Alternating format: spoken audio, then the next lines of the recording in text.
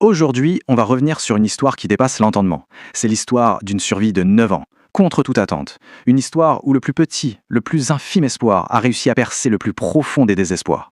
Alors pour bien comprendre, il faut revenir en arrière. On est le 27 décembre 1948. Pour les passagers de ce vol, c'est juste un voyage de routine, rien de plus.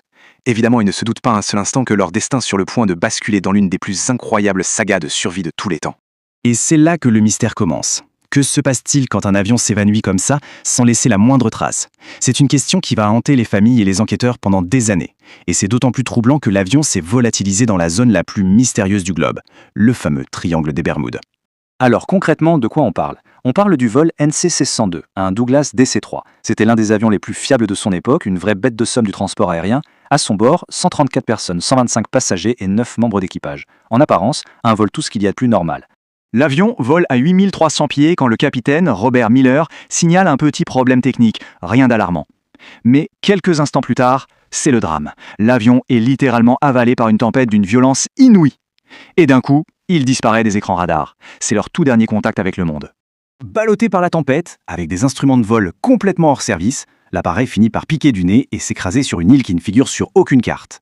Mais, et c'est là que l'histoire devient folle, sa chute est stoppée par les branches d'un arbre gigantesque, ça amortit le choc et par un miracle absolu, ça sauve la vie des 134 personnes à bord. Bon, une fois le choc initial passé, la dure réalité s'impose. Le capitaine Miller tente d'organiser les survivants, tandis qu'une médecin militaire à la retraite, Evelyn Reed, prend en charge les nombres blessés. Et là, ils comprennent. Ils sont bloqués, seuls, au milieu de nulle part. Les défis sont tout simplement colossaux. Comment trouver de l'eau potable? Qu'est-ce qu'on peut manger sans risquer de s'empoisonner? Et surtout, comment survivre aux nuits glaciales et peut-être à des prédateurs sans la chaleur et la protection d'un feu? Chaque décision, chaque seconde est une question de vie ou de mort. Et malheureusement, la première tragédie ne tarde pas. Un homme, rongé par la faim, mange un fruit inconnu.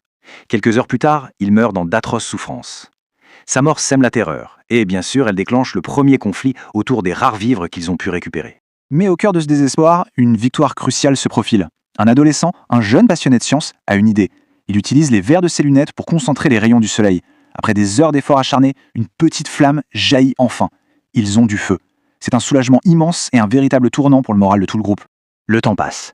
Les jours deviennent des semaines, puis des mois. Le groupe s'adapte. Il y a bien quelques tentatives d'évasion tragiques, mais la résilience l'emporte. Pendant que le monde extérieur les déclare officiellement disparus après 6 mois de recherche infructueuse, sur l'île, une nouvelle société prend forme. Ils apprennent à chasser, ils construisent des abris, et ils célèbrent même la naissance du premier enfant. Sauf que voilà, les années d'isolement pèsent très lourdement. L'usure psychologique, les tensions sociales, tout ça commence à s'installer.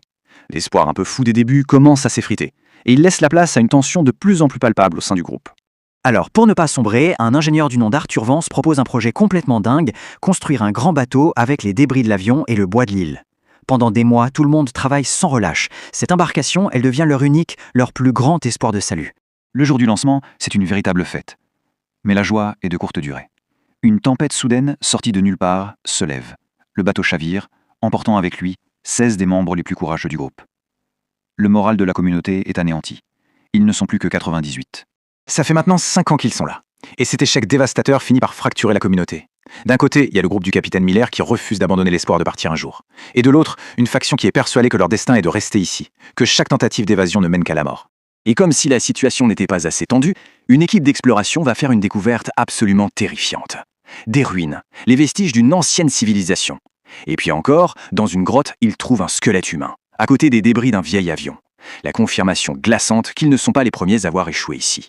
Alors que tout espoir semble définitivement éteint, une série de catastrophes va, contre toute attente, ouvrir la voie à un véritable miracle. C'est l'un de ces moments où la pire des destructions peut paradoxalement mener au salut. 7 longues années ont passé depuis le crash. 7 ans d'enfer. Le bilan humain est terrible. Les maladies, la faim, les conflits internes, tout ça a encore réduit leur rang. Il ne reste plus que 82 survivants. L'espoir, lui, est quasiment éteint. Et là, alors qu'on pense avoir touché le fond, la nature s'acharne. La 8e année, un cyclone d'une violence rare dévaste leurs abris et leur culture. Et comme si ça ne suffisait pas, quelques semaines plus tard, un terrible tremblement de terre finit de raser leur campement. C'est la destruction totale. Pourtant, c'est ce tremblement de terre destructeur qui va devenir leur sauveur. La secousse est tellement forte qu'elle déplace la carcasse de l'avion, qui était à moitié enfouie. Et ce faisant, elle met toujours un objet oublié depuis des années, la radio de bord. C'est l'ingénieur Arthur Vance qui la découvre au milieu des débris. Par un concours de circonstances absolument inouï, l'appareil semble encore fonctionner. Il saisit le micro et il lance un appel désespéré. Pour la première fois en 9 longues années, le silence est rompu. Et de l'autre côté, l'appel est reçu. Au contrôle aérien de Miami, c'est d'abord l'incrédulité la plus totale, puis la stupéfaction. Une opération de sauvetage est lancée sur le champ. Le tout dernier chapitre du long calvaire des survivants est sur le point de commencer. Et puis un matin, une silhouette se dessine à l'horizon. C'est un navire de la marine américaine. À sa vue, les 82 survivants s'effondrent en larmes. Ils crient, ils s'étreignent. Le cauchemar est terminé. Après 9 ans, ils sont enfin sauvés. Leur retour fait évidemment le tour du monde. Leur histoire devient un témoignage incroyable de la ténacité humaine. Un an plus tard, en 1958, un livre qui relate leur expérience, Lost in the Echo, devient un best-seller et transforme leur incroyable survie en une véritable légende. Finalement, cette histoire nous laisse avec une question fondamentale. Face à l'isolement, à la perte, au désespoir le plus total, où se situent les véritables limites de l'esprit humain? C'est une question qui continue de résonner bien longtemps après la fin de ce récit incroyable.